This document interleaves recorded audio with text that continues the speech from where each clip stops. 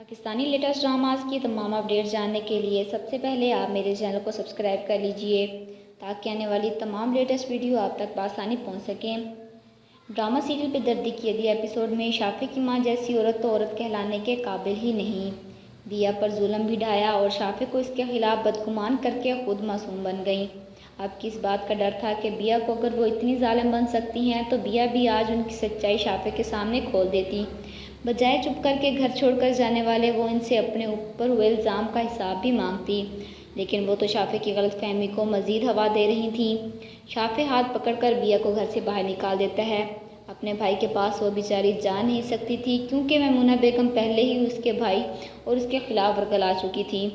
इसलिए वो बेचारी सीधा अस्पताल आ जाती है और उसके डॉक्टर उसकी हालत देखकर परेशान हो जाते हैं।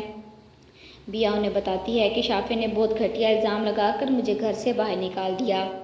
मामू जब घर वापस आकर बिया के बारे में पूछते हैं तो शाफे उन्हें बड़े ही चौंका देने वाले अंदाज में कहता है कि वो HIV पॉजिटिव है, जिस पर मामू भी चुप नहीं रहते। वो बोल पड़ते हैं कि हाँ वो पॉजिटिव है, लेकिन वो अपनी जगह से नहीं तुम्हारी वजह से, क्योंकि तुम्हें एड्स है।